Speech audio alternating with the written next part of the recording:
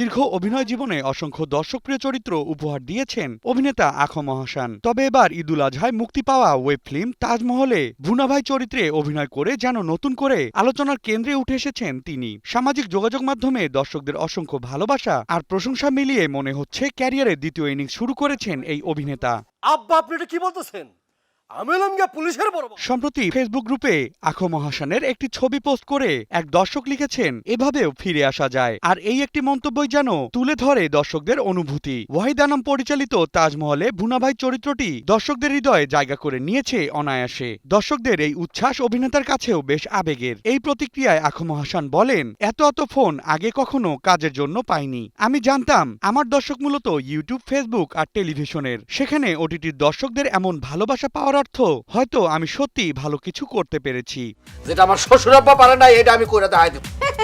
তাজমহলের সাফল্যের রেশ কাটতে না কাটতেই সামনে আসছে তার নতুন চমক, ওয়েব ফিল্ম লাইফলাইন। কাজী আসাদ পরিচালিত এই প্রজেক্টেও গুরুত্বপূর্ণ একটি চরিত্রে দেখা যাবে তাকে। যদিও চরিত্রটির বিষয়ে ক্লেমনের কিউআর কোড স্ক্যান করো আর ঘুরে দেখো বাংলাদেশের ঐতিহ্য।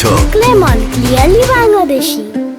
এখনই বিস্তারিত বলতে নারাজ অভিনেতা। তবে নতুন কাজ নিয়ে বেশ আশাবাদী আখম হাসান। তার ভাষায়, এখানেও দর্শক আমাকে ভিন্নভাবে দেখতে পারবেন। সবচেয়ে ভালো লাগার বিষয় হলো নির্মাতা আমাকে ভেবেই চরিত্রটি লিখেছেন। একজন অভিনেতার জন্য এর চেয়ে বড় প্রাপ্তি আর কি হতে পারে। কাটতাম তাল খাজুর গাছ টুকটুকি ডা বেড়াতো। বর্তমান সময়ে ওটিটির কাজের ধরন নিয়েও উচ্ছ্বসিত অভিনেতা আখম হাসান। ওটিটিতে কাজের বিষয়ে তিনি বলেন, মঞ্চ, টেলিভিশন এবং ইউটিউব সহ সব জায়গাতেই কাজ করেছি। এখন ওটিটির নির্মাতারাও ডাকছেন। অনেক তরুণ নির্মাতা নেতৃত্ব দিচ্ছেন, যারা টেকনিক্যাল দিক থেকে অনেক দিক থেকেই প্রস্তুত। এখানে বাজেটও তুলনামূলক বেশি, আর প্রতিটি দৃশ্য নিয়ে অনেক যত্ন করে কাজ করা হয়, তাই পরিশ্রমও বেশি। একই সঙ্গে কাজের আনন্দটাও আলাদা। আব্বা হইছে কি ফ্লোয়িংলি বুঝলে ফেলাইছি আর কি, মানে দর্শকদের ভালোবাসা আর নির্মাতাদের আস্থায় আখম হাসানের ওটিটি যাত্রা যে নতুন মাত্রা পেয়েছে তা বলাই যায়। ভুনাভাই হয়ে তিনি যেন আবারও মনে করিয়ে দিলেন, প্রতিভাবান শিল্পীদের জন্য ফিরে আসার কোনো নির্দিষ্ট সময় থাকে না। আর তাই তাজমহলের সাফল্যের পর এখন দর্শকদের চোখ লাইফলাইনে, যেখানে অপেক্ষা করছে আখম হাসানের আরেকটি নতুন চমক। তোমার আম্মা যে সৎ শাশুড়ির মতো আমার সাথে ব্যবহার। Desk report,